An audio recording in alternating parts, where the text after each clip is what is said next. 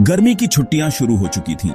शिवम और उसके 4 दोस्त अमित, रोहन, नेहा और प्रिया अपने दादा दादी के गांव जाने के लिए बहुत उत्साहित थे। गांव का नाम था बिरपुर। सभी दोस्त दिल्ली से ट्रेन में सवार हुए। खिड़की से हरी भरी खेत और गांव देखकर उनके चेहरे खिल उठे। गांव पहुंचने पर दादी मां ने गर्मा गर्म पकौड़े और जलेबियां बनाई थीं। सभी दोस्त खूब मजे से खाना खा रहे थे। तभी शिवम ने गांव के बाहर एक पुरानी हवेली देखी। वह हवेली बहुत ही भयानक दिख रही थी। उसके चारों तरफ पेड़ पौधे ही पेड़ पौधे थे। लग रहा था जैसे वहां सालों से कोई नहीं गया है। दादी मां, वह हवेली किसकी है? शिवम ने उत्सुकता से पूछा। अरे बेटा, वो हवेली तो भूतिया है, दादी मां ने डरते हुए कहा। कहते हैं कि वहां एक राजा अपनी रानी के साथ रहता था। एक दिन राजा शिकार पर गया और वापस नहीं लौटा। रानी उसका इंतजार करते करते मर गई। तब से उसकी आत्मा उस हवेली में भटकती रहती है। शिवम यह सुनकर और भी उत्सुक हो गया। उसे डरावनी चीजों में बहुत रुचि थी। शिवम को बचपन से ही डरावनी कहानियां सुनने और डरावनी फिल्में देखने का बहुत शौक था। उसके कमरे की अलमारी डरावनी किताबों से भरी रहती थी। उसे अपने दोस्तों को डराना भी बहुत पसंद था। वह अक्सर रात को अपने दोस्तों को डरावनी कहानियां सुनाता था और उन्हें डराता रहता था। अरे यार, तुम हमेशा डरावनी चीजों के पीछे क्यों पड़े रहते हो? अमित ने एक बार उसे चिढ़ाते हुए कहा था। मुझे डर नहीं लगता यार, शिवम ने कंधे उचकाते हुए कहा। मुझे तो यह सब बहुत रोमांचक लगता है। शिवम के लिए यह भूतिया हवेली एक चुनौती की तरह थी। वह इस हवेली के रहस्य को जानना चाहता था। अगले दिन शाम को शिवम ने अपने दोस्तों को हवेली के बारे में बताया। उसने उन्हें चुनौती दी कि वे सब उसके साथ हवेली में एक रात बिताएं। क्या बकवास कर रहे हो तुम? रोहन ने घबराते हुए कहा। वह जगह तो भूतिया है। हाँ यार, हम वहां नहीं जा रहे हैं, नेहा ने भी इनकार कर दिया।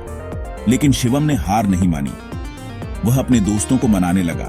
उसने उन्हें कहा कि अगर वे डरे तो वे सब एक साथ एक ही कमरे में सो सकते हैं। आखिरकार शिवम के बहुत जिद करने पर उसके दोस्त मान गए। उन्होंने तय किया कि वे रात को खाना खाने के बाद हवेली जाएंगे। रात को खाना खाने के बाद शिवम और उसके दोस्त चुपके से घर से निकल गए। वे सब टॉर्च और कुछ खाने पीने की चीजें लेकर हवेली की तरफ चल दिए। रात का समय था और चारों तरफ अंधेरा छाया हुआ था। हवा तेज चल रही थी और पेड़ों की शाखाएं हिल रही थीं। जैसे जैसे वे हवेली के करीब पहुंच रहे थे, उनकी धड़कनें तेज होती जा रही थीं। मुझे तो अब डर लग रहा है, प्रिया ने कांपते हुए कहा। चुप करो यार, शिवम ने कहा। डरने की कोई बात नहीं है। वे हवेली के मुख्य द्वार पर पहुंचे।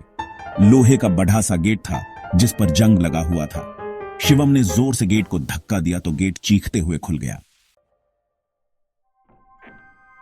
सेक्शन 5। अंदर का सन्नाटा और डर। हवेली के अंदर का माहौल बहुत ही डरावना था। हर तरफ धूल ही धूल थी। मकड़ियों ने अपने जाले बना रखे थे। हवा में सीलन की बदबू थी। एक अजीब सी खामोशी छाई हुई थी। ऐसा लग रहा था जैसे यहां सालों से कोई नहीं आया है।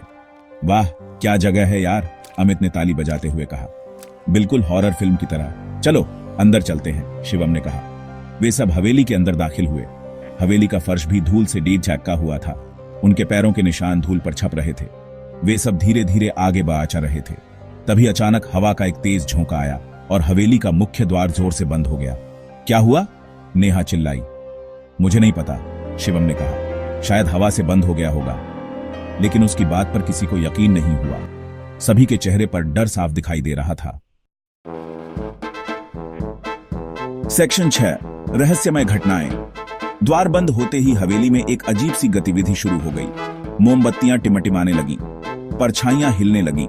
उन्हें ऐसा लग रहा था जैसे कोई उन्हें देख रहा है। यार, मुझे यहां से जाना है, रोहन ने घबराते हुए कहा। हाँ यार, यह जगह ठीक नहीं है, प्रिया ने भी कहा। चुप रहो तुम दोनों, शिवम ने कहा। डरने की कोई बात नहीं है। लेकिन शिवम के मन में भी डर बैठ गया था। उसे भी अब एहसास होने लगा था कि यह जगह सचमुच भूतिया है। तभी उसने देखा कि उसका मोबाइल फोन काम नहीं कर रहा था। उसने अपने दोस्तों के मोबाइल फोन भी चेक किए। सभी के मोबाइल फोन में नेटवर्क नहीं था। अरे यार, यह तो और भी डरावना है, अमित ने कहा। अब हम किसी को फोन भी नहीं कर सकते। सेक्शन 7। सफेद साड़ी वाली औरत। वे सब हवेली के एक बेढ़े से हॉल में पहुंचे। हॉल में एक बड़ी सी खिड़की थी जिससे बाहर का नजारा दिखाई दे रहा था। अचानक उनकी नजर खिड़की पर पड़ी। खिड़की के बाहर एक सफेद साड़ी पहने हुए एक औरत खड़ी थी। उसके बाल लंबे और बिखरे हुए थे। उसका चेहरा नहीं दिखाई दे रहा था, वह बस उन्हें घूर रही थी। देखो, नेहा चिल्लाई। सभी की नजर खिड़की की तरफ गई। उन्होंने जैसे ही उस औरत को देखा, उनके होश उड़ गए। वे सब डर के मारे चीख पड़े। शिवम ने हिम्मत करके अपनी टॉर्च की रोशनी उस औरत पर डाली, लेकिन वहां कोई नहीं था। वह चली गई, शिवम ने कहा, लेकिन उसकी आवाज कांप रही थी। मुझे यहां से जाना है, प्रिया रोने लगी। हाँ यार, यह जगह सचमुच भूतिया है, रोहन ने भी कहा। सेक्शन 8 फंसे हुए। वे सब वापस हवेली के मुख्य द्वार पर पहुंचे, लेकिन द्वार अब खुल नहीं रहा था। उन्होंने धक्का दिया, खींचा, लेकिन द्वार हिला तक नहीं। वे हवेली में फंस चुके थे। अब हम क्या करेंगे? नेहा ने घबराते हुए कहा। चिंता मत करो, शिवम ने कहा, कोई ना कोई रास्ता जरूर होगा। लेकिन उसके मन में भी डर घर कर गया था। उन्हें समझ नहीं आ रहा था कि वे क्या करें। तभी उन्होंने देखा कि हवेली की दीवारों पर से रंग उतरने लगा है। दीवारों पर से कुछ लिखावट उभरने लगी। यह क्या हो रहा है? अमित ने हैरान होकर कहा। वे सब दीवार के पास गए। दीवार पर एक अजीब सी भाषा में कुछ लिखा हुआ था। उन्हें कुछ समझ नहीं आ रहा था। सेक्शन 9, नया सच। अचानक हवेली में रोशनी फैल गई। उन्होंने देखा कि वे हवेली में नहीं, बल्कि एक अलग ही दुनिया में पहुंच गए हैं। उनके चारों तरफ एक अजीब सी जगह थी। वहां अजीब से पेड़ पौधे थे। आसमान का रंग बदला हुआ था और उनके सामने वही सफेद साड़ी पहने हुए औरत खड़ी थी। इस बार उसका चेहरा साफ दिखाई दे रहा था। वह बहुत ही सुंदर थी। तुम कौन हो? शिवम ने पूछा। मैं इस जगह की रक्षक हूं, औरत ने कहा। तुम लोग गलती से इस दुनिया में आ गए हो, लेकिन हम यहाँ कैसे आए? शिवम ने पूछा। यह हवेली एक रास्ता है जो दोनों दुनियाओं को जोड़ता है, औरत ने बताया। अब तुम लोग यहाँ से वापस नहीं जा सकते। यह सुनकर शिवम और उसके दोस्त सन्न रह गए। वे समझ गए थे कि वे हमेशा के लिए इस अजीब दुनिया में फंस चुके हैं।